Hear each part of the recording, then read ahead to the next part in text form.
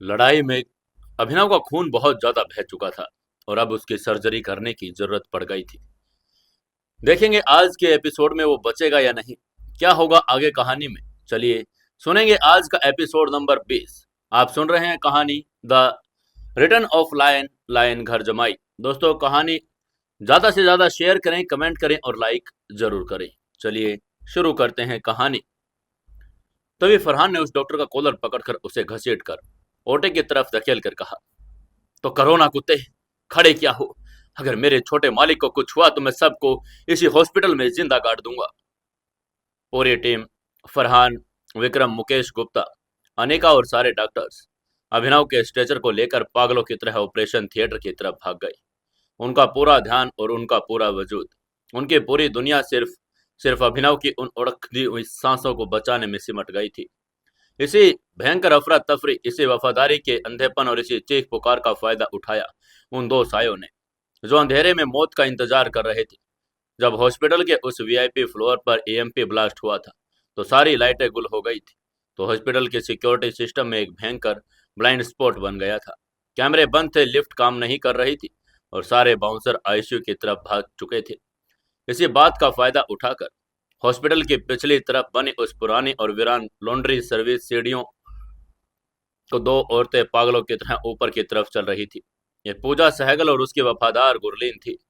जब T1 ने hospital पर हमला करने का फैसला किया था तो उसने पूजा और गुरलीन को एक बैकअप के तौर पर पीछे वाली सीढ़ियों के पास अपनी गाड़ी में इंतजार करने को कहा था।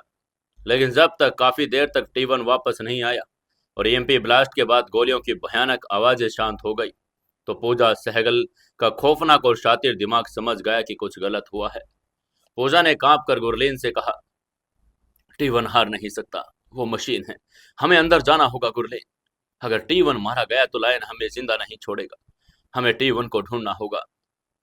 गुरलीन, जो अंडरवर्ल्ड की साजिशों में नई नहीं थी, वो तुरंत हामी भर के दोनों अंधेरी सीढ़ियों में आते हुए खून से सने हुए लाशों में पटे हुए उन वीआईपी फ्लोर के कॉरिडोर पर एक छोर में आकर छिप गई। वहां का नजारा देखकर पूजा सहगल और गुरलीन दोनों की रूह कांप उठी। लाल इमरजेंसी लाइट में उन्हें जमीन पर बिखरी हुई ट्राइडेंट कार्टल के उन 10 सबसे खूंखार और अजय ब्लैक ऑप्स कमांडोज की लाशें दिखी। किसी का सिर फटा हुआ था तो किसी की गर्दन टूटी हुई थी। किसी की रीढ़ की हड्डी में खंजर धंसा हुआ था तो खून का ऐसा दरिया बह रहा था कि जमीन पर कदम रखना मुश्किल था।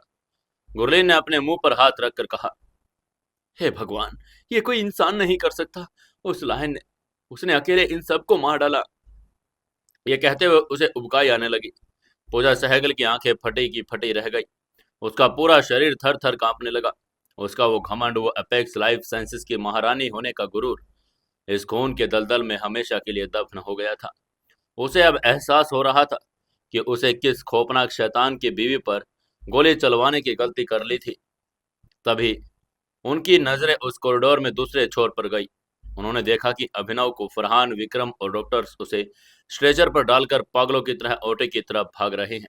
पूजा ने फुसफुसाकर एक जहरीली मुस्कान के साथ कहा, लायन घायल है, वो मर रहा है। गुरलीन, हमारी किस्मत अभी हमारे साथ है। लेकिन पूजा का ध्यान तुरंत उस सवाल पर गया जिसके लिए वो यहाँ आई थी।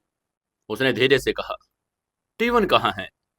पूजा की आंखें पागलों की तरह उस अंधेरे और खून से सने कॉरिडोर में T1 के विशाल शरीर को ढूंढने लगी। और फिर आईसीयू के कांच से थोड़ी दूरी पर दो लाशों के पीछे उन्हें एक बहुत बड़ा काले लेदर के कपड़ों में लिपटा हुआ शरीर जमीन पर पड़ा हुआ दिखाई दिया। वो T1 था। पूजा और गुरलीन बिना कोई आवाज किए दीवारों से चिपकते हुए खून और लाशों के बीच रेंगते हुए T1 के पास पहुंची। जब उन्होंने T1 की हालात देखी तो पूजा सहगल के मुंह से एक ऐसा खौफनाक चीख निकलते निकलते रह गई। उसने अपने दोनों हाथों से अपना मुंह कसकर दबा लिया और दुनिया को वो मास्टरमाइंड, वो अजय शैतान जिसे कोई छू नहीं सकता था, आज उसकी हालात एक कुचले हुए कीड़े जैसी थी। T1 का वो खौफनाक धातु का नकाब टूटकर जमीन पर गिर पड़ा था। उसका असली चेहरा अब सबके सामने था, सूजा हुआ, खून से लथपथ और हड्डियों का चूरा बना हुआ। उसका दायां हाथ कोहनी और कंधे से ऊपर उल्टी दिशा में मुड़कर टूट चुका था। हड्डी का सफेद हिस्सा उसकी त्वचा को चीरकर बाहर झांक रहा था। लेकिन सबसे विभत्स और भयानक नजारा उसकी आंख का था। T1 की इकलौती सही आंख भी एक भयंकर और गहरा गड्ढा बन चुकी थी। अभिनव की फौलादी उंगलियों ने उसकी आंख को पूरी तरह से फोड़ दिया था। वहां से ताजा गाढ़ा खून और तरल पदार्थ रिस रिस कर उसके गालों पर बह रहा था। टीवन अब पूरी तरह से अंधा हो चुका था। वो जमीन पर पड़ा हुआ बहुत ही भारी और दर्दनाक सांसें ले रहा था। उसके मुंह से खून के बुलबुले निकल रहे थे। पूजा सहगल ने कांप कर उसके पास बैठकर फुसफुसा कर कहा, टीवन, टीवन, तुम जिंदा हो। टीवन के शरीर में एक हल्की सी हलचल हुई। उसकी वो रोबोटिक आवाज एक बार खुरदरी, गड़गड़ाहट भरी हुई और दर्द से कराहती हुई आवाज में बदल चुकी थी। टीवन ने अपने बचे हुए बाएं हाथ को हवा में टटोल कर कहा, पूजा, लायन, वो शैतान, उसने मेरी आंख छीन ली। उसने मुझे खत्म कर दिया। वो कुछ भी नहीं देख पा रहा। उसका अंधापन उसे पागल कर रहा था। तभी गुरलीन रोने लगी। उसने रोकर कहा, बोस, हमें यहाँ से निकलना होगा। लायन के आदमी अभी ओटी की तरफ गए हैं। वो किसी भी पल वापस आ सकते हैं। अगर उन्होंने हमें यहाँ देख लिया तो वो हमारी बोटी बोटी नोच लेंगे। तभी टेवन ने खांस कर खून तोड़ कर कहा, मैं खड़ा नहीं हो सकता। उसकी पसलियां चकनाचूर हो चुकी थी। वो मास्टरमाइंड जो कभी अपनी कुर्सी से दुनिया हिलाता था, आज वो अपने पैरों पर खड़ा होने के लिए दो औरतों का मोहताज था। पूजा सहगल ने अपने दांत पीस कर कहा, हम तुम्हें यह मरने के लिए नहीं छोड़ सकते टीवन। उसे टीवन से कोई प्यार नहीं था, लेकिन वो जानती थी कि टीवन के दिमाग और उसके इंटरनेशनल नेटवर्क के बिना वो दुनिया में कहीं भी छिप नहीं सकती है। टीवन ही उसकी इकलौती टिकट थी। तभी पूजा ने गुरलीन को ऑर्डर देकर कहा, गुरलीन, गुरलीन, मेरी मदद करो। यह काम किसी चमत्कार से कम नहीं था। टी1 का शरीर 6 फुट 4 इंच का था और उसका वजन कम से कम 120 किलो होगा। ऊपर उसके भारी टैक्टिकल चेस्ट प्लेट भी लगी थी। पूजा और गुरलीन दोनों ने मिलकर टी1 के उस विशाल शरीर को जमीन से उठाने की कोशिश की। तभी टी1 के मुंह से एक गूंजती हुई कराह निकली, क्योंकि उसका टूटा हुआ हाथ झूल रहा था। और तभी पूजा ने फुसफुसाकर उसको डांट कर कहा, चुप रहो, अगर फरहान ने सुन लिया तो हम सब मारे जाएंगे। दोनों औरतों ने टी1 के सही वाले बाएं हाथ को अपने कंधे पर रख लिया। उन्होंने पूरी ताकत लगा दी। पसीने से उनके चेहरे भीग गए, उनकी नसें फूल गई, लेकिन किसी तरह उन्होंने उस विशालकाय शैतान को अपने कंधों के सहारे जमीन से आधा उठा लिया। टी1 के पैर जमीन पर घसीट रहे थे। वो तीनों बहुत ही धीमी, खामोश, लड़खड़ाती हुई चाल से उस अंधेरे कॉरिडोर को पार करने लगे। एक एक कदम मौत के साए से उठता जा रहा था। फर्श पर पड़े हुए खून उनके जूतों के निशान पर चिप चिप की आवाज कर रहा था।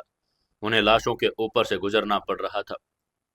तभी अचानक कॉरिडोर के दूसरे सिरे से मोड़ ओटी की तरफ से किसी के भारी कदमों की आवाज आने लगी। विक्रम ने चिल्लाकर कहा, जल्दी करो, मुझे और ब्लड बैग चाहिए। ये विक्रम की आवाज थी, जो ब्लड बैंक की तरफ भागते हुए आ रहा था।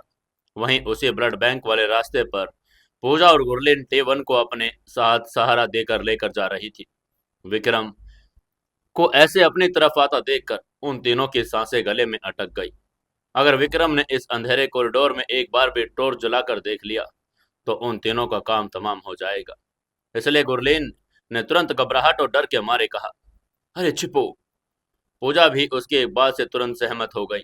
उन दोनों ने टी1 के भारी शरीर को तुरंत पास ही बने नर्सिंग स्टेशन के खुले हुए काउंटर के पीछे धकेल दिया। तीनों उस काउंटर के पीछे जमीन पर दुबक कर बैठ गए। अचानक ऐसे धकेले जाने पर टी1 दर्द से कराहने वाला था, लेकिन पूजा ने अपने दोनों हाथों से उस मास्टरमाइंड का मुंह कसकर दबा दिया। तभी विक्रम भागता हुआ आया। वो नर्सिंग स्टेशन के बिल्कुल पास से गुजरा। पूजा को विक्रम के भारी जूतों की कंपन जमीन पर महसूस हो रही थी। विक्रम की लाल आंखें, गुस्से से तना हुआ चेहरा अंधेरे में भी खौफ पैदा कर रहा था। लेकिन विक्रम का दिमाग पूरी तरह से अभिनव की जिंदगी बचाने में अटका हुआ था। उसने अपने आसपास गिरे हुए लाशों के ढेर या नर्सिंग स्टेशन के पीछे ध्यान ही नहीं दिया। वो सीधा सीढ़ियों की तरफ भाग गया। उसको ऐसा भागता देखकर पूजा और गुरलीन ने गहरी और कांपती हुई सांस छोड़ी। पूजा ने फुसफुसा कर कहा, चलो, जल्दी से चलो यहाँ से, इससे पहले कि कोई हमें देख ले। उसकी ये बात सुनते ही गुरलीन भी तुरंत काम पर लग गई। उन दोनों ने मिलकर दोबारा टी1 को उठाया और वो तीनों घसीटते हुए पुरानी लॉन्ड्री सर्विस सीढ़ियों के दरवाजे पर पहुंचे। ये सफर नर्क की आग पर चलने जैसा था। सीढ़ियों से नीचे उतरना टी1 के लिए एक भयंकर टॉर्चर था। उसका टूटा हुआ शरीर हर सीढ़ी पर दर्द से कांप उठता था, लेकिन वो अपनी चीख को अपने दांतों तले दबाए वो जानता था कि लायन के इलाके से जिंदा निकलना किसी चमत्कार से कम नहीं है। 15 मिनट की भयंकर जद्दोजहद, पसीने और खौफ के बाद वो तीनों हॉस्पिटल के बेसमेंट के एक सुनसान अंधेरे हिस्से में पहुंच गए, जहां कूड़े लॉन्ड्री की गाड़ियां खड़ी होती थी। वहां एक सफेद रंग की टाटा सुमो खड़ी थी, जिसे गुरलीन ने पहले ही बैकअप प्लान के तौर पर छिपने के लिए रखा है। पूजा और गुरलीन ने टी1 के विशाल और लहूलुहान शरीर को किसी तरह उस सुमो की पिछली सीट पर लिटा दिया। तभी गुरलीन ने ड्राइवर सीट पर बैठकर कहा, मैं गाड़ी चलाती हूँ। उसके इतना कहते ही पूजा साइकिल पीछे टी1 के पास बैठ गई। उसने टी1 के माथे पर बहते हुए खून को एक कपड़े से दबाया। इसी के साथ गाड़ी का इंजन स्टार्ट हुआ।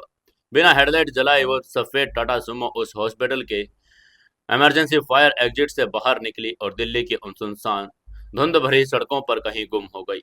पीछे छूट गया वो मौत का हॉस्पिटल और वो लायन, जिसे भनक तक नहीं थी कि उसका सबसे बड़ा दुश्मन उसकी मुट्ठी से फिसल चुका है। तभी पूजा सहगल ने गाड़ी के सीट के पीछे टिकाकर वह एक बहुत ही जहरीली और थकी हुई हंसी हंसकर कहा, "हं, हम बच गए टी1। वो अभिनव सोच रहा होगा कि उसने तुम्हें मार दिया, लेकिन वो नहीं जानता कि रावण का एक सिर कटने के बाद उसके आगे और सिर उगाते हैं। वहीं टी1 पिछली सीट पर पड़ा हुआ दर्द से करहा रहा था। उसकी वो अंधी आंखें अब कुछ नहीं देख सकती थी, लेकिन उसके दिमाग में पलने वाला वो खौफनाक और प्रलयंकारी शैतान अभी भी जिंदा था। तभी टी1 की वो खुरदरी रोबोटिक आवाज उस गाड़ी के अंधेरे में एक भयंकर श्राप की तरह गूंज गई। उसने खौफनाक आवाज में कहा, अभिनव ने मेरी आंखें छीनी हैं। पूजा, उसने मुझे अंधा कर दिया, लेकिन मेरी अंधी आंखें अब सिर्फ और सिर्फ तबाही देखेंगी। मैं वापस आऊंगा पूजा, मैं ऐसा वापस आऊंगा कि वो लाइन खुद अपनी सांसें घोंट कर मर जाएगा। इधर पूजा और टी1 दिल्ली की सड़कों पर मौत से बचकर भाग रहे थे और उधर हॉस्पिटल के ओटी के बाहर एक अलग ही सन्नाटा पसरा हुआ था। अभिनव को ओटी के अंदर लेकर गए 2 घंटे बीत चुके थे। फरहान द बीस्ट ओटी के दरवाजे पर बाहर जमीन पर बैठा हुआ था। उसकी मशीन गन उसके घुटनों पर रखी थी और उसकी आंखें लाल सुर्ख थी। उसने अपने हाथों से खून साफ भी नहीं किया था। दूसरी तरफ मुकेश गुप्ता और अनिका कुर्सियों पर बैठे थे। अनिका की आंखें सूज कर लाल हो चुकी थी। वो लगातार भगवान से प्रार्थना कर रही थी कि अभिनव और अनन्या दोनों बच जाएं। तब विक्रम भागता हुआ आया। उसके हाथों में कई ब्लड बैग्स थे। उसने वो ब्लड बैग एक नर्स को दिए और खुद हाँफते हुए फरहान के पास आकर खड़ा हो गया। विक्रम ने फरहान से पूछा, डॉक्टर ने लायन की कोई खबर दी? आगे से फरहान ने अपना सिर ना में हिला दिया। विक्रम ने गहरी सांस ली। उसका ध्यान उस खौफनाक हकीकत की तरफ गया जो उन्होंने अभिनव को बचाने की हड़बड़ी में पीछे छोड़ दिया। विक्रम की आंखों में अचानक एक खौफनाक सतर्कता आ गई। उसने फरहान की तरफ देखकर कहा, फरहान, लायन ने टी1 को मार दिया था ना? उसकी लाश उसी कॉरिडोर में पड़ी है ना? उसकी ये बात सुनते ही फरहान खान ने अपनी लाल आंखें उठाई। फरहान ने अपने दांत पीस कर कहा, मैंने उस कमीने को अपनी आंखों से देखा था। वो जमीन पर पड़ा हुआ था। लायन ने उसकी आंख फोड़ दी और उसे जिंदा लाश बना दिया था। मैंने सोचा कि लायन की सर्जरी शुरू होने के बाद मैं खुद जाकर उस टी1 का सिर काटूंगा और उसे हॉस्पिटल के बाहर टांग दूंगा। उसकी यह बात सुनकर आगे से विक्रम ने तुरंत अपनी बंदूक निकालकर नफरत भरे स्वर में कहा, तो चलो उस कुत्ते की लाश को यहां से हटाते हैं, वरना पुलिस के लिए जवाब देना मुश्किल हो जाएगा। इसी के साथ फरहान और विक्रम दोनों अपनी बंदूक तान कर उस अंधेरे और खून से लथपथ कॉरिडोर की तरफ वापस गए। लाइट इमरजेंसी में उन 10 ब्लैक ऑप्स कमांडोज की लाशें तो वैसे ही पड़ी थी। खून का वो दरिया फर्श पर जम चुका था। वो दोनों चलते हुए आईसीयू के कांच के बिल्कुल सामने पहुंचे, जहां अभिनव ने टी1 को आखिरी बार पटका था। लेकिन जब फरहान और विक्रम की नजरें जमीन पर पड़ी तो उनके पैर तले की जमीन पूरी तरह से खिसक गई। उनके हाथों में बंदूक कांप उठी।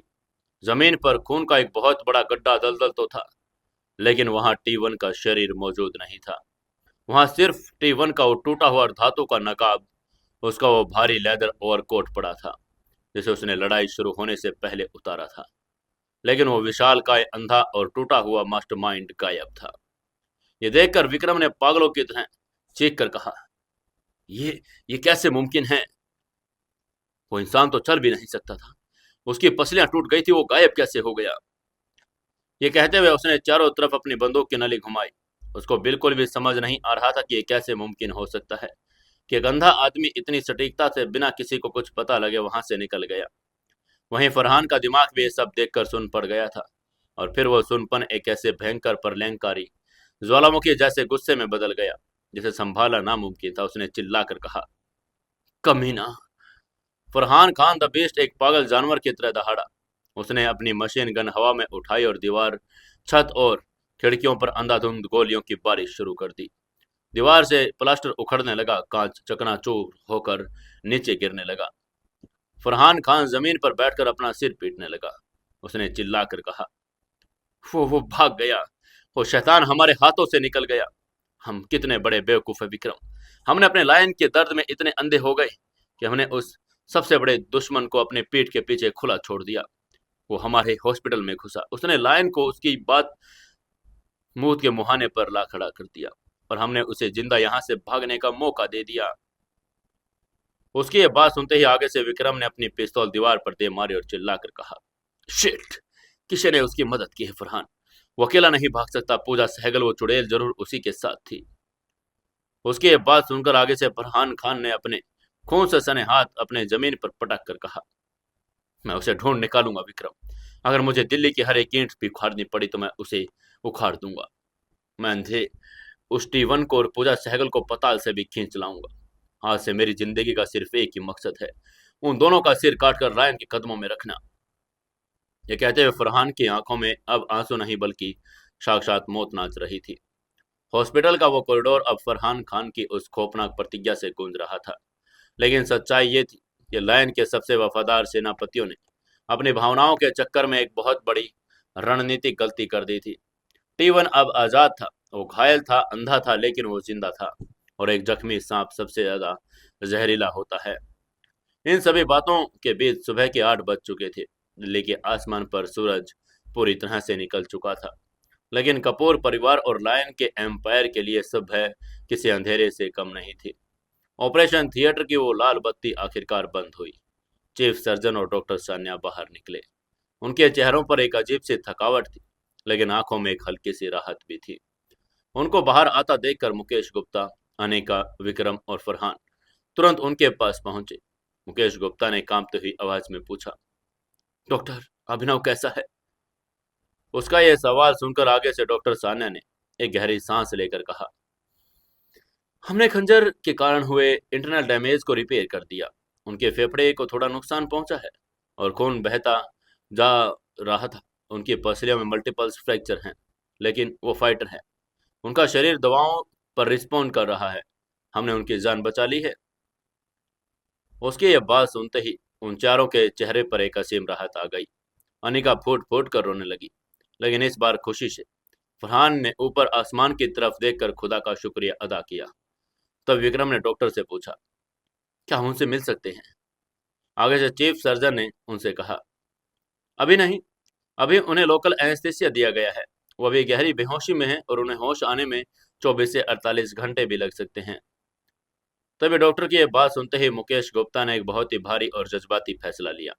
मुकेश गुप्ता ने बहुत ही अधिकार भरी आवाज में कहा, डॉक्टर, अभिनव को किसी नॉर्मल वीआईपी रूम में शिफ्ट करना मत।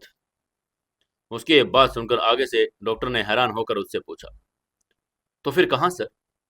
मुकेश गुप्ता ने डबडबाई आंखों से आईसीयू के कांच की तरफ इशारा किया और जहां अनन्या मशीनों के सहारे मौत से लड़ रही थी, मुकेश गुप्ता ने उस तरफ इशारा करके कहा, उसे उसी आईसीयू में अपनी पत्नी के ठीक बगल वाले बिस्तर पर शिफ्ट करो।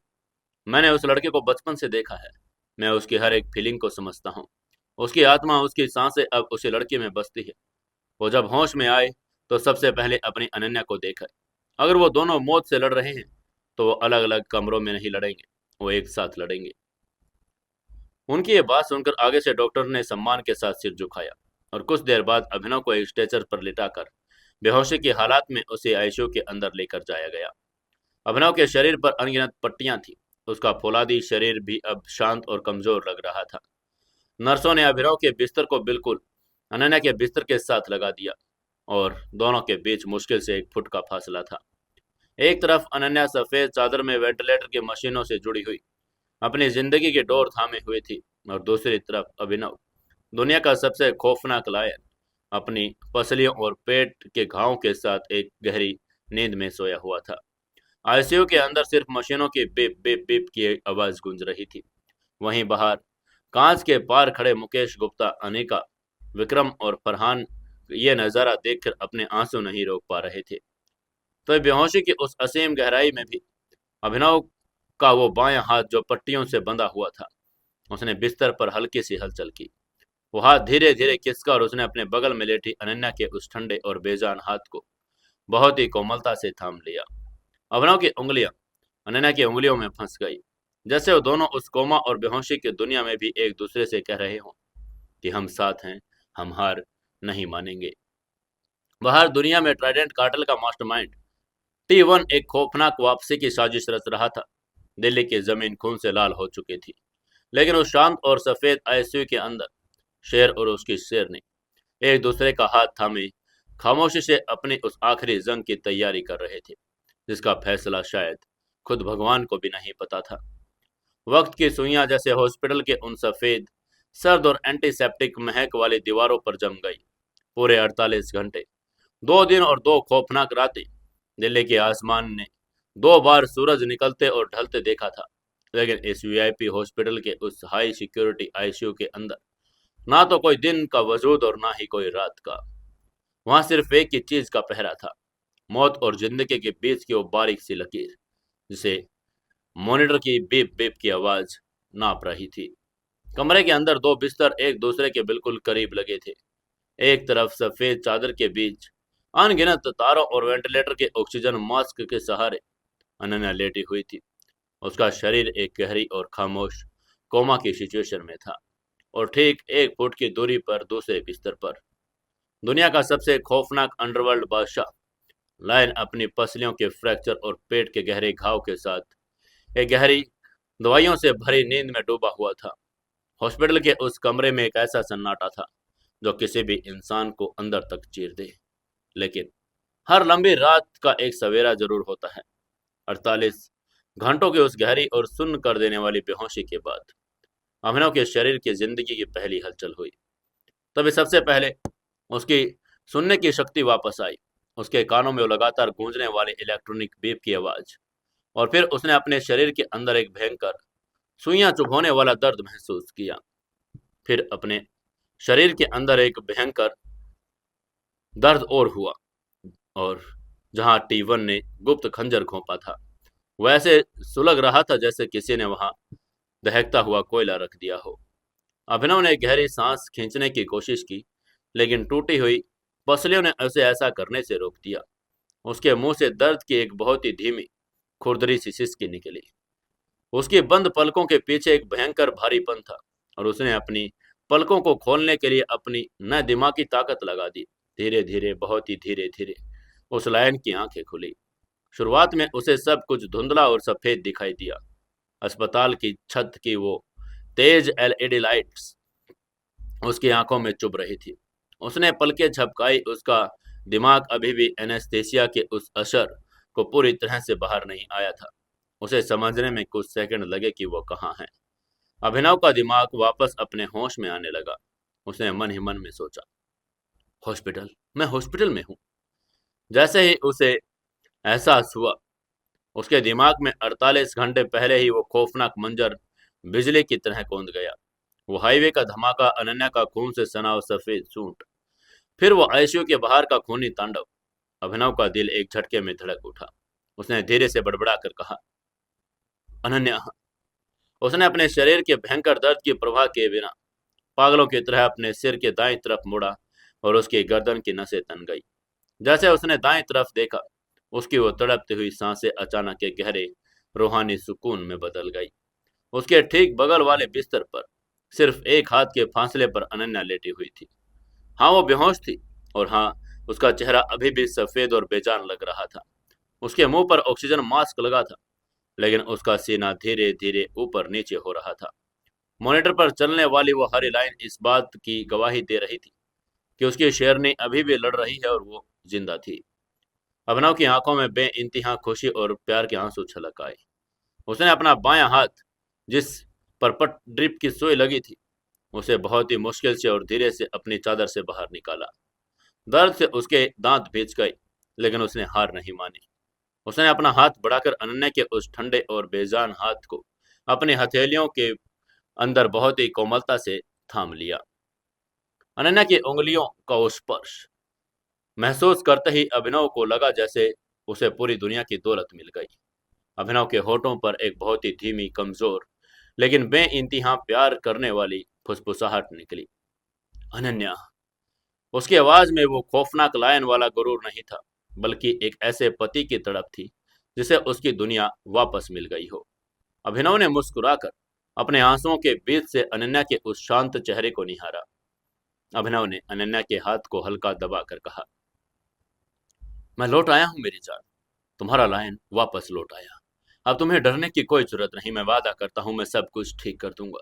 अब हमारे बीच कोई नहीं आ सकता। अभिनव अपनी ही धुन में सवार था और उस कोमा में पड़ी पत्नी से बात कर रहा था। उसे लग रहा था कि अनन्या शायद अचेतन अवस्था में उसकी आवाज सुन रही होगी। तभी अभिनव के दिमाग में आयशु के बाहर हुई और खौफनाक जंग याद आई। उसने मन ही मन में सोचा, टीवन, वो शैतान। अभिनव ने अपनी आंखें बंद की। उसके दिमाग में उस लड़ाई की एक एक पल की किसी खौफनाक फिल्म की तरह चलने लगी। उसे याद आया कि कैसे उसने टीवन के उस 10 ब्लैक ऑप्स कमांडोज की गर्दन तोड़ी थी। कैसे उसने टीवन को हाथ की उल्टी दिशा में उसका मोड़ दिया था, और सबसे बढ़कर कैसे उसने अपनी फौलादी उंगलियों से टी1 की उस इकलौती आंख में घुसाकर उसे हमेशा के लिए अंधा कर दिया था। उसे याद आया कि टी1 का वो खून की उल्टियां करता हुआ शरीर, जमीन पर तड़पता हुआ टूटा हुआ नकाब, वो पल जब टी1 ने हार मान ली थी, वो जमीन पर एक कीड़े की तरह तड़प रहा था। अभिनव के होठों पर एक बहुत ही विजयी मुस्कान आ रही थी। 10 साल, 10 साल से जो आग उसके सीने में जल रही थी, जो खौफ उसे रात को सोने नहीं देता था, वो खौफ आज हमेशा के लिए खत्म हो चुका था। अभिनव ने एक बहुत ही गहरी और चैन की सांस लेकर अनन्या से कहा, तुम जल्दी से ठीक हो जाओ अनन्या। वैसे भी अब हमारा सबसे बड़ा दुश्मन मारा जा चुका है। वो टी1, वो नकाबपोश शैतान जिसे ने हमारी जिंदगी में आग लगाने की कोशिश की, वो अब दूसरी इस दुनिया में नहीं है। मैंने उसे अपने हाथों से खत्म कर दिया है। अब इस दुनिया में कोई ट्राइडेंट कार्टेल नहीं, कोई ऐसा नहीं जो हम पर बुरी नजर डाल ले। उसकी आंखों में अब कोई डर नहीं था। अभिनव इस बात से बिल्कुल और पूरी तरह अनजान था कि जब वो बेहोश होकर जमीन पर गिरा था, उसके बाद पूजा सहगल और गुरलीन ने उस अंधे टीवन को वहां से जिंदा निकाल लिया था। लायन के दिमाग में यही सच था कि टीवन उस भयंकर चोट, खून के रिसाव और उस लाचारी की हालात में वहीं उस कॉरिडोर में तड़प तड़प कर मर चुका होगा। अभिनव ने राहत की सांस ली और अपना सिर वापस तकिए पर टिका दिया। उसने अनन्या का हाथ अपने सीने से लगा लिया। इधर आईसीयू के अंदर अभिनव अपनी जीत के सुकून को महसूस कर रहा था, और उधर आईसीयू के बाहर वाले कांच कॉरिडोर के अंदर एक अलग ही बेकरारी छाई हुई थी। पिछले 48 घंटों में फरहान खान, द बेस्ट मुकेश गुप्ता, विक्रम और the white collar wizard Anika ने हॉस्पिटल के उस कॉरिडोर को अपना घर बना लिया था। उन्होंने एक पल के लिए अपनी आंखें नहीं झपकाई थी। उनके कपड़े अभी भी खून और धूल से सने हुए थे। फरहान तो जमीन पर बैठा रहता था, अपनी मशीन गन को गोद में लिए हुए। तभी आईसीयू के ऑटोमेटिक दरवाजे खुले और एक नर्स भागते हुई बाहर आई। उसके चेहरे पर एक बहुत बड़ी मुस्कान थी और वो हाँफ रही थी। नर्स ने खुशी में चिल्लाकर कहा, Mukesh sir, Vikram sir, sir, patient Abhinav को होश आ गया है। उनकी आंखें खुल गई है और वो रिस्पॉन्ड कर रहे हैं। ये खबर, ये महज कुछ शब्द बाहर बैठे उन 4 लोगों के लिए किसी सूखे रेगिस्तान में अमृत की बारिश जैसे थे। फरहान खान जमीन से ऐसे उछला जैसे उसे करंट लग गया हो। उसने हैरानी से पूछा, क्या? उसकी वो लाल और थकी हुई आंखों में एक झटके में खुशी आ गई। तभी मुकेश गुप्ता ने आसमान की तरफ हाथ जोड़कर कहा, मेरा शेर जाग गया। तब विक्रम ने खुशी से अनिका को गले लगाकर कहा, लायन, अनिका, जिसका दिल पिछले 2 दिनों से किसी सूली पर लटका हुआ था। जब उसने ये खबर सुनी तो जमीन पर घुटनों के बल बैठ गई, फूट फूट कर रोने लगी। लेकिन ये आंसू दर्द के नहीं, उस असीम सुकून के थे। उसका अभिनव मौत को मात देकर वापस आ गया था। विक्रम ने नर्स से पूछा, हम उनसे मिल सकते हैं क्या? नर्स ने हिदायत देकर कहा, हाँ सर, लेकिन प्लीज शोर मत कीजिएगा, वो अभी कमजोर हैं। लेकिन किसी ने भी नर्स की बात नहीं सुनी और चारों पागलों की तरह एक दूसरे के आगे निकलकर आईसीयू के उस भारी कांच के दरवाजे की तरफ दौड़े। उनके कदमों की आहट में वो वफादारी थी जो दुनिया के किसी भी रिश्ते से बड़ी थी। आईसीयू के स्लाइडिंग दरवाजे खुले और चारों अंदर दाखिल हुए। कमरे के अंदर आते ही उनका कदम अचानक रुक गया। उसने अनन्या का हाथ अपने सीने से लगा रखा था और वो मुस्कुरा रहा था। इस नज़ारे ने उन चारों के दिलों में एक अजीब सी भावुकता से भर दिया। विक्रम की आवाज भारी हो गई। उसने कांपते हुए कदम के साथ आगे बढ़कर कहा, लायन। तभी अभिनव ने विक्रम की आवाज सुनकर अपना सिर धीरे से दरवाजे की तरफ घुमाया।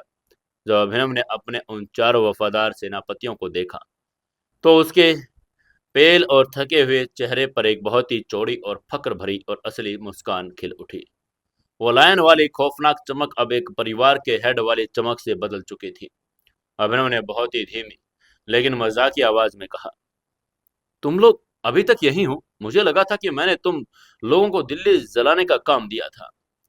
तभी फरहान खान रोकर आगे बढ़ा और उसने बहुत ही सावधानी से अभिनव के पैरों को पकड़कर चूम कर कहा, आपके बिना ये दिल्ली क्या, ये दुनिया क्या लायन, आपने तो हमारी जान ही निकाल दी थी। अगर आपको कुछ हो जाता तो ये फरहान खान इसी हॉस्पिटल के छत से कूदकर अपनी जान दे देता। इसके बाद मुकेश गुप्ता ने आगे बढ़कर अभिनव के सिर पर प्यार से हाथ फेर कर कहा, तुमने मौत को हरा दिया मेरे शेर। तुम्हारी माँ और पापा का आशीर्वाद हमेशा तुम्हारे साथ है।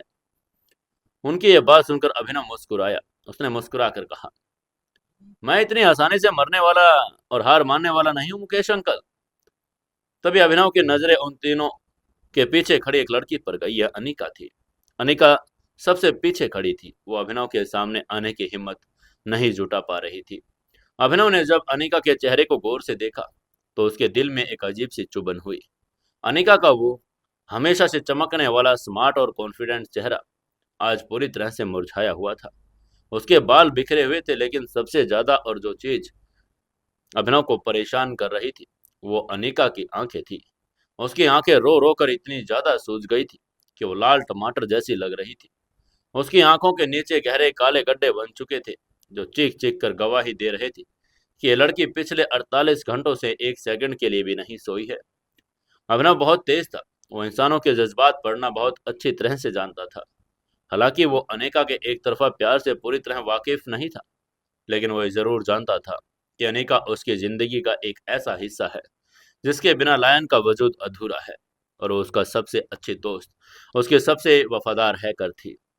अभिनव ने अनन्या का हाथ बहुत ही प्यार से बिस्तर पर रखा और अनिका की तरफ देखा। अभिनव ने बहुत ही मुलायम, गहरी और जज्बाती आवाज में उसे पुकार कर कहा, अनिका, इतनी दूर क्यों खड़ी हो? इधर आओ मेरे पास। उसकी ये बात सुनते ही अनिका के होठों पर कांपती हुई मुस्कान आ गई। उसके आंसू फिर से बहने लगे। वो धीरे धीरे चलकर अभिनव के बिस्तर के पास आई। तभी अभिनव ने अपना बायां हाथ, जिस पर सुइयां लगी थी, बहुत ही धीरे से उठाया और अनिका के गालों से आंसू पोंछे। अभिनव ने उसको एक बहुत ही प्यार भरी डांट लगाकर कहा, पागल लड़की, तुम्हारी आंखें बता रही कि तुम 2 दिन से सोई नहीं हो। तुमने खाना भी नहीं खाया होगा। अपना क्या हाल बना लिया है तुमने? आगे से अनिका ने हिचकियां लेकर कहा, तो तुम मौत के मुंह में थे अभिनव। अगर तुम्हें कुछ हो जाता तो मैं इस दुनिया का क्या करती? मेरे सर्वर्स, मेरा वो पूरा साइबर नेटवर्क, सब कुछ बेकार है अगर तुम ही नहीं हो। तुम बहुत गंदे हो अभिनव। तुमने हमें बहुत डरा दिया था।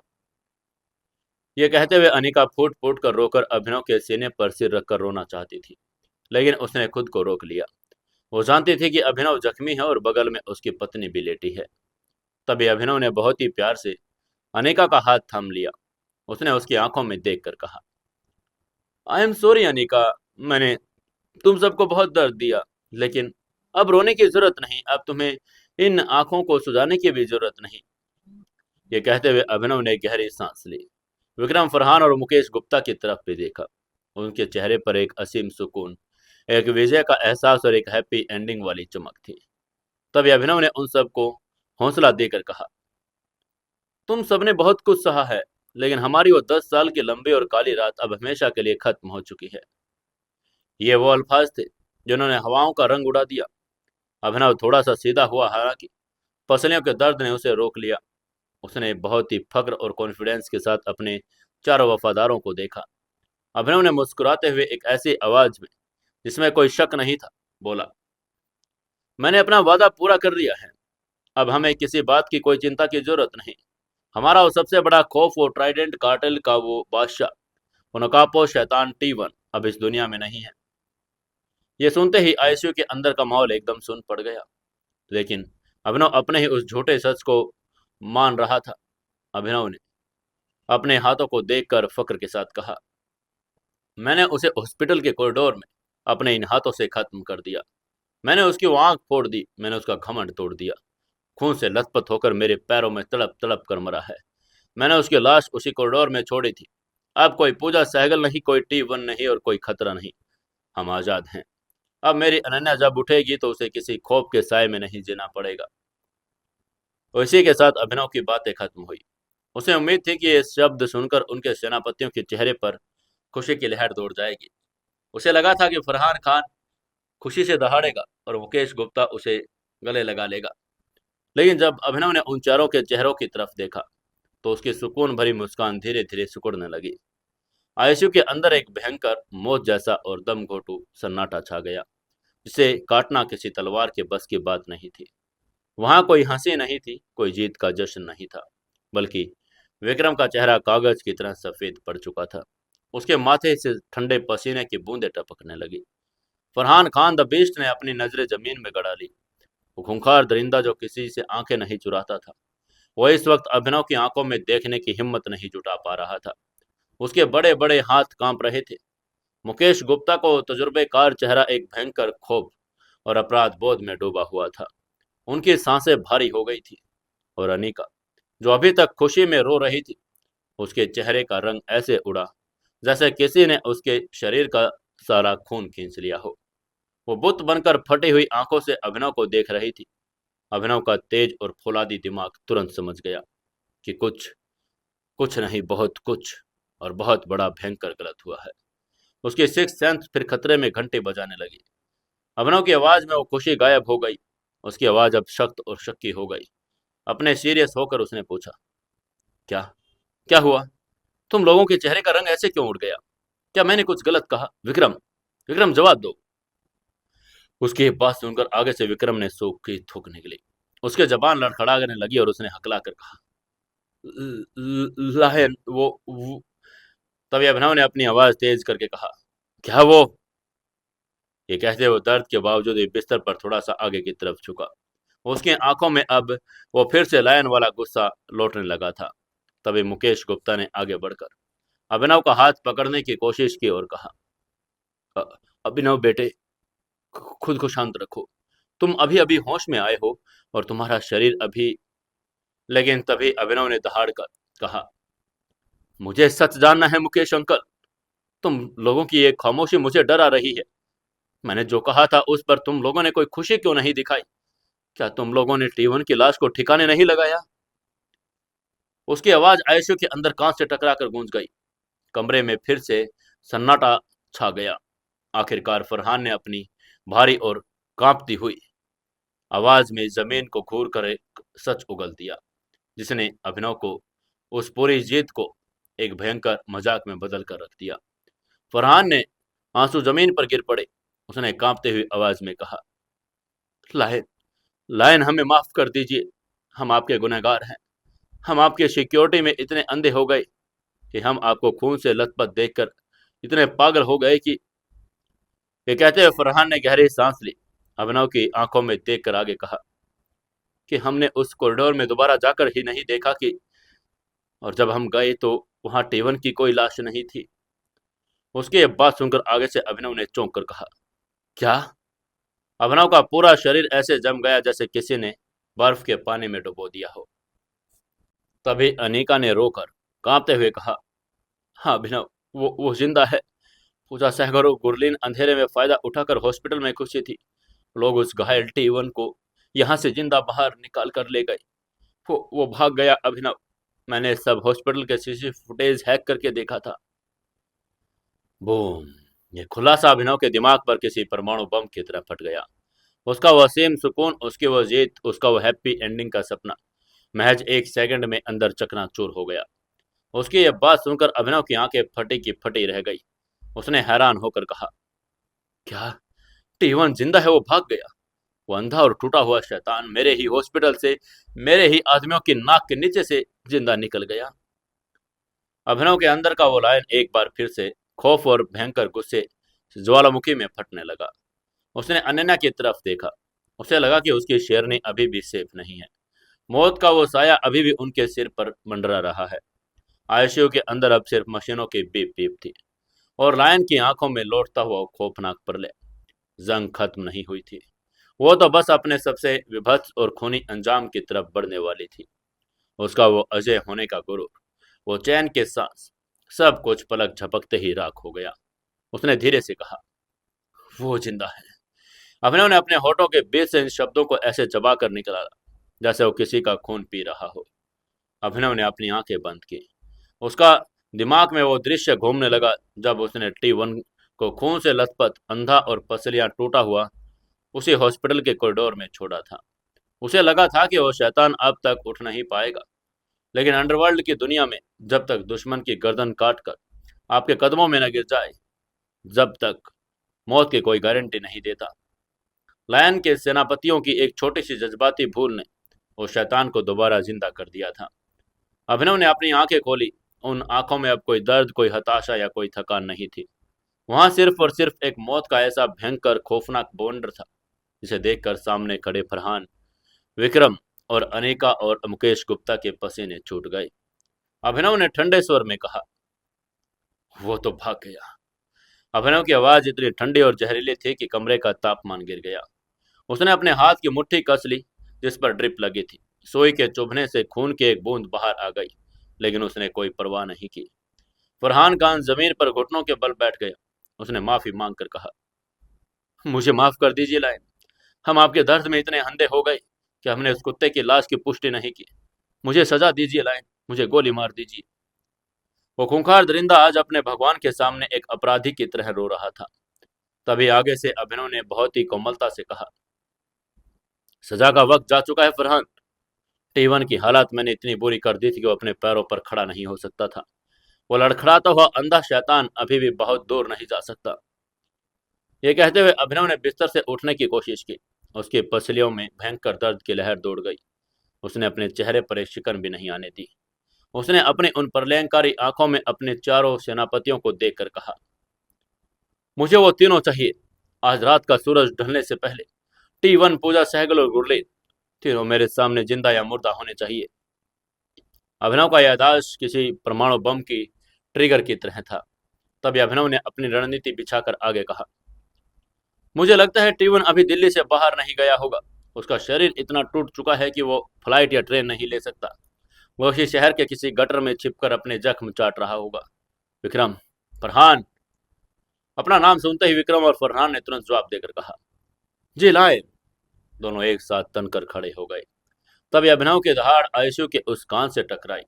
उसने उन दोनों को ऑर्डर देकर कहा, तुम लोग दिल्ली का चप्पा चप्पा छान मारो। दिल्ली के हर गुंडे, हर सटोरी या हर खबरी को काम पर लगा दो।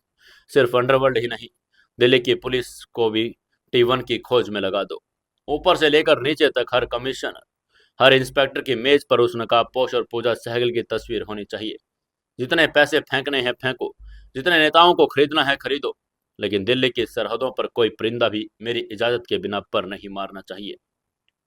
उसका यह ऑर्डर सुनते ही आगे से विक्रम ने अपनी बंदूक कसकर कहा, हम आज पूरी दिल्ली को एक छावनी में बदल देंगे लायन। तभी अभिनव ने आगे कहा, जगह जगह नाकाबंदी होनी चाहिए। हर हाईवे, हर टोल प्लाजा, हर कच्चा रास्ता। कोई पुलिस वाला या नेता बीच में आए तो उसे ट्राइडेंट कार्टेल का हिस्सा समझकर भून देना। आज दिल्ली में कोई कानून नहीं चलेगा। आज सिर्फ लायन का कानून दौड़ेगा।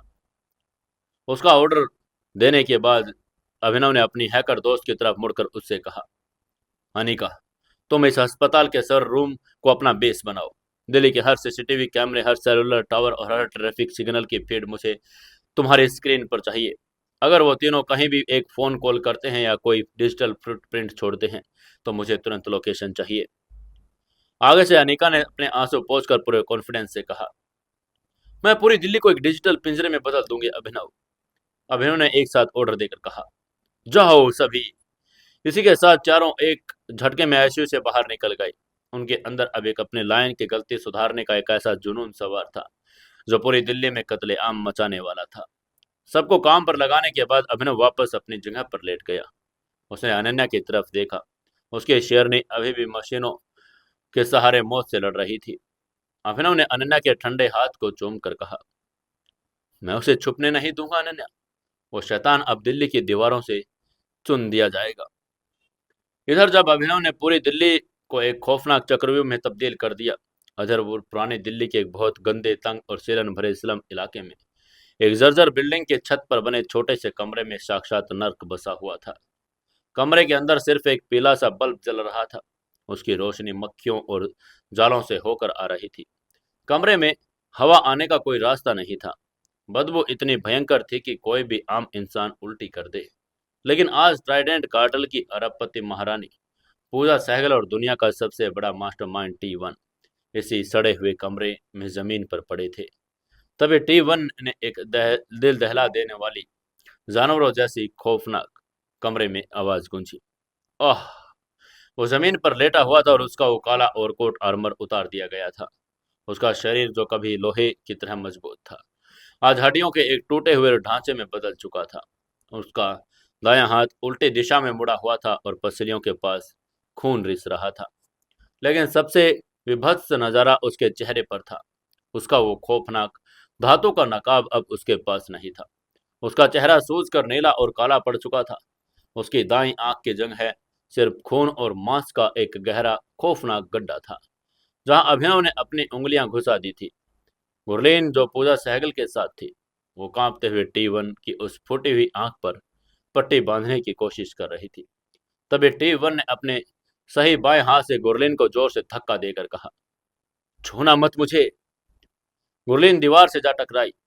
तभी पूजा सहगल ने पागलों की तरह अपने बाल नोचकर चिल्लाकर कहा, T1 शांत हो जाओ। गुरलीन तुम्हारी मदद कर रही है। तुम खून से लथपथ हो। उसका वो महंगा ब्लड रेड गाउन अब कीचड़ और खून से सन चुका था। आगे से T1 ने अपने होठों से खून का झाग थूक कर फुफकार कर कहा, लायन, उसने मुझे अंधा कर दिया, उसने मुझे तोड़ दिया था। मैं उसे जिंदा छबा जाऊंगा। मैं उसकी बीवी का मांस नोचूंगा। उसकी वो रोबोटिक आवाज अब एक टूटी हुई गड़गड़ाहट में बदल गई थी। तभी आगे से पूजा सहगल ने खौफ और गुस्से के मिले जुले लहजे में कहा, पहले खुद तो जिंदा बच लो। तुम इस हालात में अपनी जगह से उठ भी नहीं सकते। मेरा पूरा एम्पायर तबाह हो गया। मेरे सारे बैंक अकाउंट्स फ्रीज हैं। हम खुद यहाँ एक गटर में कुत्तों की तरह छिपे हैं। तभी कमरे में कोने में पड़ी गुरलीन के सीक्रेट बर्नर फोन पर एक मैसेज फ्लैश हुआ। गुरलीन ने घबराकर फोन उठाया और मैसेज पढ़ा। मैसेज पढ़ते ही गुरलीन का चेहरा कागज की तरह सफेद पड़ गया।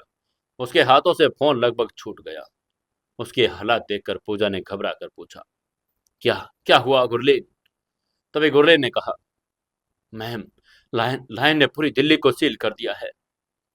गुरलीन की आवाज ऐसे कांप रही थी जैसे उसने अपनी मौत का फरमान पढ़ लिया हो। उसकी यह बात सुनते ही T1 ने जमीन पर पड़े पड़े ही गुस्से में चिल्लाकर गुरलीन से पूछा, क्या मतलब?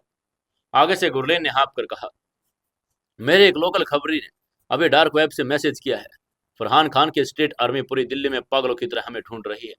उन्हें अंडरवर्ल्ड के हर एक गुंडे को हमारे पीछे लगा दिया।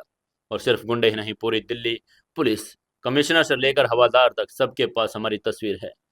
लायन ने करोड़ रुपए पानी की तरह बहा दिए।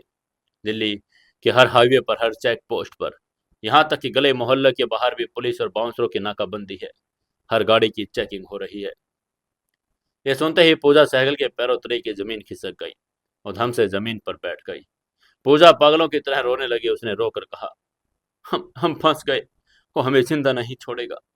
अगर पुलिस ने पकड़ा तो वो लायन के हवाले कर देंगे, और अगर लायन के गुंडों ने पकड़ा तो वो हमारी बोटी बोटी नोच लेंगे। हमारा अब दिल्ली से बाहर निकलना मुश्किल नामुमकिन हो चुका है। उसकी ये बात सुनकर T1 ने अपने मुंह से दर्द की एक सिसकी ली। और वह जानता था कि इस हालात में वो ना तो लड़ सकता है और ना ही भाग सकता है। लायन का बिछाया हुआ जाल इतना भयंकर था कि उसमें से कोई चोट चींटी भी पार नहीं की सकती थी। तभी पूजा ने अपना सिर घुटनों में देकर कहा, हम यही मरेंगे। तभी गुरलीन अचानक अपनी जगह से खड़ी हुई। उसकी आंखों में एक अजीब सी हताशा लेकिन शातिर चमक आई। उसने कॉन्फिडेंस से कहा, नहीं, हम यहाँ नहीं मरेंगे, हम दिल्ली से बाहर निकलेंगे। उसकी ये बात सुनकर आगे से पूजा ने अपनी लाल आंखों से गुरलीन को देखकर कहा, तुम पागल हो गई है। तूने अभी खुद कहा है कि चप्पे चप्पे पर नाकाबंदी है। पुलिस हर वीआईपी गाड़ी, हर ट्रक, हर टैक्सी की तलाश में है और हम वहां उड़कर तो नहीं जाएंगे ना। तभी गुरलीन ने कहा, हवा में नहीं, जमीन के रास्ते ही से ही जाएंगे। उसकी ये बात सुनकर आगे से टी वन ने अपनी भारी आवाज में पूछा, लेकिन कैसे? तभी गुरलीन ने बर्नर फोन पर एक पुराना सा नंबर डायल करके कहा, मेरे पास एक आदमी है, अनाथालय के दिनों में मैं उसे जानती थी।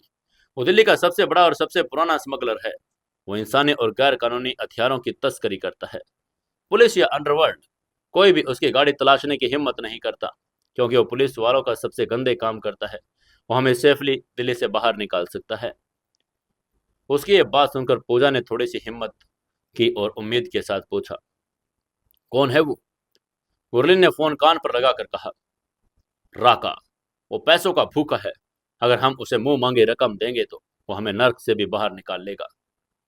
ये वो कह रही थी, तभी उधर से फोन उठा। फोन रिसीव होते ही गुरलीन ने एक बहुत ही दबी हुई आवाज में अपनी बात शुरू करके कहा, राका। तभी फोन पर राका की भारी और जहरीली आवाज आई। उसने गुरलीन को तुरंत पहचान कर कहा, गुरलीन, सालों बाद याद किया। सुना है तेरे और तेरे मालकिन ने पीछे पूरा शहर पागलों की तरह, कुत्तों की तरह पड़ा है। लायन ने तुम्हारे सिर पर इतना बड़ा इनाम रख दिया कि मेरा भी ईमान डोल रहा है। इधर से गुरलीन ने सीधे मुद्दे पर आकर कहा, मुझे बकवास नहीं सुननी राका। मुझे पता है कि तू लायन से डरता है, लेकिन मैं तुझे ऐसी रकम दूं जो लायन भी नहीं दे सकता। हमें पूजा मैम और एक और आदमी को अभी के अभी दिल्ली से बाहर निकालना है। वो बहुत दूर है। उसकी ये बात सुनकर उधर से राका ने हंसकर कहा, नाकाबंदी है चारों तरफ, हवा भी क्रॉस नहीं कर सकती। तभी गुरलीन ने जवाब देकर कहा, इसीलिए तो तुझे कॉल किया है राका। मुझे पता है कि तेरे स्पेशल ट्रांसपोर्ट को कोई पुलिस वाला चेक नहीं करता। हमें हैदराबाद पहुंचना है। वहां ट्राइडल कार्टेल का एक गुप्त ब्लैक साइट है और मेडिकल फैसिलिटी है। हमें वहां तक पहुंचने का रास्ता चाहिए। उसकी ये बात सुनकर फोन पर कुछ सेकंड के लिए सन्नाटा छा गया।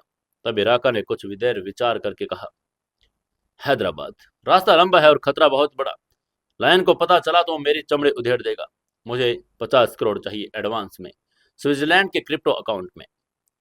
तभी पूजा सहगल ने सुना तो उसका सारा फार्मा एम्पायर डूब चुका था, लेकिन उसके कुछ सीक्रेट स्विस क्रिप्टो अकाउंट्स अभी भी उसके पास थे।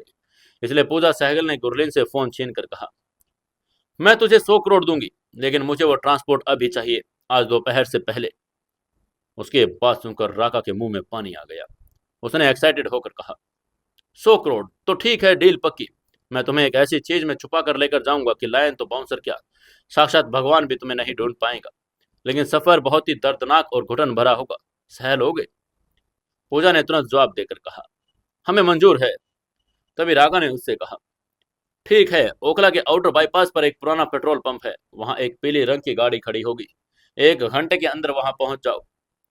ये कहते हुए राका ने फोन काट दिया। पूजा ने चैन की एक लंबी सांस ली। उसने गुरलीन और टी वन की तरफ देखकर कहा, हमें उठना होगा टी वन। लायन का ये पिंजरा अब टूटने वाला है। हम हैदराबाद जा रहे हैं। टी वन ने अपने दांत पीसे और वो अपने अंधेपन और टूटी हुई हड्डियों के दर्द से जूझ रहा था। गुरलीन और पूजा ने मिलकर उस विशालकाय शैतान को किसी जमीन से उठाया। वो तीनों उस गंदी बदबूदार स्लम बस्ती की अंधेरी गलियों से छिपते छिपाते, पुलिस के सायरनों की आवाज के बजते हुए, किसी तरह एक पुरानी चोरी की हुई मारुति वैन में बैठे और ओखला बाईपास की तरफ निकल पड़े। ओखला के उस पुराने और वीरान पेट्रोल पंप पर सन्नाटा पसरा था। वहां बहुत बड़ा भारी भरकम ऑयल टैंकर खड़ा था। ये वो ट्रक था जिसमें हजारों लीटर पेट्रोल या डीजल सप्लाई किया जाता। टैंकर के पीछे हाईली फ्लेमेबल लिखा हुआ था। रागा, जो एक काला और खूंखार दिखने वाला आदमी था, वो टैंकर के पास खड़ा सिगरेट पी रहा था। तभी पूजा सहगल की वैन वहां आकर रुकी। पूजा और गुरलेन लड़खड़ाता हुआ टी वन बाहर निकले। रागा ने पूजा सहगल और टी वन की एक खस्ता हालत लहूलुहान देखी तो जोर से हंस पड़ा। रागा ने टी वन के टूटे हुए चेहरे को देखकर मजाक उड़ाकर कहा, "हं, तो ये है वो ट्राइडेंट कार्टेल का बादशाह। लायन ने तो तुम्हारी शक्ल ऐसे बना दी कि अब तुम्हें कोई कुत्ता भी ना पहचाने।" उसकी ये बात सुनकर गुरलेन ने गुस्से में कहा, जंबाल संभाल कर रखा। तेरे पैसे तेरे अकाउंट में पहुंच गए हैं, हमारा ट्रांसपोर्ट कहाँ है? रागा ने अपनी सिगरेट को जमीन पर फेंक कर उसे कुचला और अपने पीछे खड़े उस विशाल तेल के टैंकर की तरफ इशारा किया। रागा ने एक शातिर हंसी हंसकर कहा, यह रहा तुम्हारा वीआईपी ट्रांसपोर्ट। ये देखते ही पूजा सहगल और गुरलीन की आंखें फटी की फटी रह गई। पूजा सहगल का दिमाग चकरा गया। उसने हैरान होकर कहा, तो तेल का टैंकर? हम इस तेल के टैंकर में बैठकर हैदराबाद जाएंगे और तुम पागल हो गए हो, हम इंसान हैं। तभी राका ने टैंकर के पीछे बने एक लोहे के वॉल को खोलकर कहा, यही तो ट्रिक है महारानी जी। पूरी दिल्ली में नाका और पुलिस हर कार, हर ट्रक और बस की चेकिंग कर रही है, लेकिन इस तेल के टैंकर के अंदर झांकने की हिम्मत कोई नहीं करेगा, क्योंकि इसके अंदर भयंकर पेट्रोल की गैस होती है, और अगर किसी ने झांका भी तो उसे सिर्फ अंधेरा दिखेगा। रागा ने टैंकर के उस भारी लोहे के ढक्कन को खोला। अंदर से पेट्रोल और डीजल की इतनी भयंकर और दम घोटू बदबू बाहर आई कि पूजा और गुरलीन को उल्टी आ गई। तभी राका ने उनको समझा कर कहा, टैंकर पूरी तरह खाली नहीं है। इसके निचले हिस्से में थोड़ा सा डीजल है, और ताकि चेकिंग के वक्त बदबू आती रहे, इसके अंदर एक सीक्रेट चैम्बर बना है। तुम्हें उसी लोहे के चैम्बर के अंदर छिपना होगा। वहां एक हवा बहुत कम होगी, घुटन होगी और गर्मी से तुम्हारा शरीर जलने लगेगा, लेकिन दिल्ली की सरहदों को पार करने का यही इकलौता तरीका है। अगर ये मंजूर नहीं तो जाओ लायन की अपनी लाशें सौंप दो। उसकी ये बात सुनकर पूजा ने उस काले, अंधेरे और बदबूदार छेद को देखा। एक तो वक्त था जब वो अपने प्राइवेट चार्टर्ड प्लेन में सफर करती थी, और आज उसे एक तेल के टैंकर में चूहों की तरह छिपकर भागना पड़ रहा था। लेकिन मौत का एक खौफ हर शानो शौकत से बड़ा होता है। इसलिए पूजा ने आंसू पी कर कहा, हम हम जाएंगे। टीवन जो अंधा और दर्द से करहा रहा था, उसे ये बात समझ आ गई। दुनिया को सबसे खौफनाक शैतान जो महलों में रहता था, आज उसकी बेइज्जती की इंतहा हो चुकी थी। फिर गुरलीन और पूजा ने मिलकर T1 को उस टैंकर में ऊपर चढ़ाया। T1 ने उस टैंकर के छेद में घुसकर अपने रोबोटिक लेकिन कमजोर आवाज में फुसफुसा कर कहा, लायन, मैं इस तेल की बदबू और इसी घुटन को कभी नहीं भूलूंगा। तूने मुझे एक कीड़े की तरह रेंगने पर मजबूर किया है। इसका इंजाम बहुत खौफनाक होगा। एक एक करके T1, पूजा और गुरलीन उस तेल के टैंकर के अंदर उस सीक्रेट और लोहे के घुटन भरे चैम्बर में उतर गए। अंदर घोर अंधेरा था। पेट्रोल की बदबू से उनकी आंखें जलने लगी। सांस लेना मुश्किल हो गया। गर्मी इतनी ज्यादा थी कि उनका शरीर पसीने से नहा गया। तभी राका ने ऊपर से लोहे के ढक्कन को जोर से बंद किया। सब कुछ पूरी तरह से ब्लैक आउट हो गया। वो तीनों एक लोहे के मजबूत ताबूत में कैद हो चुके थे। तभी राका की आवाज बाहर से आई। उसने चिल्लाकर कहा, चिंता मत करो, 2 दिन का सफर है। हैदराबाद पहुंचते ही ढक्कन खुलेगा। जिंदा बचना है तो अपनी सांसें कम लेना। राका ने इंजन स्टार्ट किया। भारी भरकम तेल का वो टैंकर अपने अंदर दुनिया के सबसे बड़े खौफ और एक कीड़े की तरह छिपाकर दिल्ली हैदराबाद हाईवे की तरफ निकल पड़ा। टैंकर जैसे ही दिल्ली के मेन बॉर्डर फरीदाबाद बॉर्डर पर पहुंचा, वहां का नजारा किसी युद्ध के मैदान जैसा था। सड़क पर दर्जनों पुलिस की गाड़ियां खड़ी थी। बैरिकेड्स लगे थे। हर एक कार की डिग्गी खोली जा रही थी, और लाइन के फरमान ने पुलिस को भी पागलों की तरह काम पर लगा दिया था। तभी एक पुलिस इंस्पेक्टर ने टैंकर को रोक कर कहा, रोको इसे। राका ने ब्रेक मारे। टैंकर के अंदर उस गुप्त अंधेरे और घुटन भरे लोहे के चैम्बर में पूजा, सहगल, गुरलीन और T1 की सांसें अटक गई। अगर पुलिस ने अंदर झांक लिया तो उनका खेल खत्म हो जाएगा। T1 ने अपना बायां हाथ अपनी पिस्तौल पर रख लिया। तभी इंस्पेक्टर राका के पास आकर बोला, क्या है इसमें? राका ने बहुत ही शातिर तरीके से कुछ ₹1000 के नोट्स इंस्पेक्टर की जेब में खिसका कर कहा, तेल है साहब, इंडियन ऑयल का टैंकर है, हैदराबाद की रिफाइनरी जा रहा है। तभी इंस्पेक्टर ने टैंकर के पीछे देखकर कहा, आजकल हाई कमांड के ऑर्डर, हर चेकिंग हो रही है, ऊपर का ढक्कन खोल। उसकी ये बात सुनते ही टैंकर के अंदर बैठे तीनों लोगों के मौत पर पसीना छलक आया। लेकिन राका ने बिना घबराए ढक्कन खोल दिया, और जैसे ही ढक्कन खुला, पेट्रोल की वो भयंकर और तेज गैस भभक कर आई। इंस्पेक्टर को पीछे हटना पड़ा और अपनी नाकें बंद कर ली। इंस्पेक्टर ने अपनी टॉर्च की रोशनी अंदर मारी, लेकिन राका का वो सीक्रेट चैम्बर इतनी सफाई से लोहे की दीवारों के बीच बनाया गया था कि टॉर्च की रोशनी में सिर्फ गहरा डीजल और लोहे की दीवारें दिखाई दी। तब इंस्पेक्टर ने खांस कर सिर हिलाकर कहा, ठीक है, बदबू बहुत आ रही है, बंद कर इसे, निकल यहाँ से। उसकी ये बात सुनते ही राका ने ढक्कन वापस बंद कर दिया। टैंकर ने बॉर्डर पार कर लिया। टैंकर के अंदर बैठे T1, पूजा, गुरलीन ने मौत के मुंह से बाहर निकलने में एक लंबे और घुटन भरी सांस छोड़ी। वो दिल्ली से बाहर निकल चुके थे और लायन का बेहतर चक्र टूट चुका था। अब वो एक ऐसी जगह जा रहे थे जहां वो अपनी ताकत वापस बटोरेंगे और लायन के लिए एक नया नर्क तैयार करेंगे। इधर दिल्ली के उस वीआईपी हॉस्पिटल के अंदर आईसीयू के कांच के बाहर विक्रम, फरहान, मुकेश और अनिका खड़े थे। उनके फोन लगातार बज रहे थे। तभी विक्रम ने फरहान से पूछा, क्या रिपोर्ट है? फरहान ने अपना फोन नीचे किया। उसकी आंखें गुस्से और हताशा से भरी थी। फरहान ने अपने दांत पीस कर कहा, पूरा शहर छान मारा, विक्रम, पूरी पुलिस लगा दी, लेकिन पूजा सहगल और उस अंधे टीवन का कहीं कोई सुराग नहीं। उन लोगों को जमीन खा गई या आसमान निकल गया, पता नहीं। मुझे तो लगता है कि वो दिल्ली से बाहर निकल चुके हैं। उसकी ये बात सुनकर आगे से विक्रम ने दीवार पर मुक्का मारकर कहा, शिट, अब लायन को क्या जवाब देंगे हम? उन्होंने कहा कि आज रात को तीनों उन्हें चाहिए। तभी मुकेश गुप्ता ने बहुत ही संजीदगी से कहा, उन्हें अभी कुछ मत बताना, अभिनव का शरीर अभी बहुत कमजोर है। उसकी पूरी दुनिया अभी उस आईसीयू के अंदर लेटी हुई है। अगर उसे पता चला कि टीवन भाग गया तो इसी हालात में हॉस्पिटल से बाहर निकल जाएगा, जो उसकी जान के लिए खतरा होगा। उसकी ये बात सुनते ही सबने आईसीयू के कांच के अंदर देखा। वहां एक बहुत ही मार्मिक और रुला देने वाला नजारा था। अभिनव अपनी नींद से जाग चुका था, लेकिन वो अपने बिस्तर से उठा नहीं था। उसने अपना पूरा ध्यान सिर्फ अपनी बगल में लेटी अनन्या पर लगाया हुआ था। अभिनव ने अपने पट्टियों से बंधा हुआ हाथ अपना अनन्या के ऑक्सीजन मास्क के पास रखा। उसकी आंखों में एक खामोश दुआ थी जो दुनिया के हर शोर से ज्यादा ताकतवर थी। ये देखकर फरहान की आंखों में आंसू आ गए। उसने भाव खोकर कहा, वो उठ जाएगी लायन, वो हमारे शेर की शेरनी है, उसको कुछ नहीं हो सकता। वहीं अभिनव अंदर ही अंदर बाहर नहीं देख सकता था, क्योंकि उसका ध्यान सिर्फ अनन्या पर था। लेकिन उसके दिल में अजीब सी बेचैनी पल रही थी। उसे अपनी जीत पर शक होने लगा था। अभिनव के अवचेतन मन में एक भारी गूंज थी। उसने मन ही मन सोचा, टीवन की लाश मुझे देखनी चाहिए थी। मैंने उसे मरते हुए नहीं देखा था। क्या वो सच में खत्म हो गया? लेकिन जैसे ही उसे अनन्या के उस बेजान चेहरे को देखा, उसके सारे शक और अंडरवर्ल्ड के ख्यालों के दिमाग से निकाल दिया गया। अभिनव ने बहुत ही प्यार से उसके माथे को चूमकर फुसफुसा कर कहा, तुम्हें उठना होगा अनन्या, तुम्हारा लायन तुम्हारा इंतजार कर रहा है। हमने ये जंग जीत ली है, अब हमें सिर्फ अपनी जिंदगी जीनी है। अभिनव को लग रहा था कि टी1 और पूजा सहगल अब उसके हाथों से बचकर नहीं निकल सकते।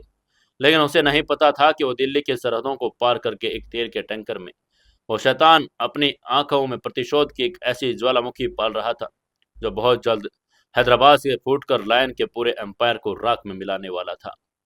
ये शांति महज एक छलावा थी। असली महासंग्राम, असली कुरुक्षेत्र तो अभी शुरू हुआ था। हॉस्पिटल के उस वीआईपी आईसीयू का माहौल किसी सफेद ठंडी कब्रगाह जैसा था। बाहर दिल्ली के पूरी तरह से खिल चुकी थी, लेकिन इस बंद कमरे में अंदर वक्त जैसे सदियों का ठहराव था। वेंटिलेटर की मशीनों की वो हिस हिस की आवाज के अलावा कोई भी आवाज नहीं थी। अब क्या करेगा लायन? वो तो बचकर बाहर निकल चुका है। क्या वो ठीक होकर दोबारा से हमला करेगा? जानेंगे अगले एपिसोड में। दोस्तों, कहानी को ज्यादा से ज्यादा शेयर करें, कमेंट करें और लाइक जरूर से जरूर करें।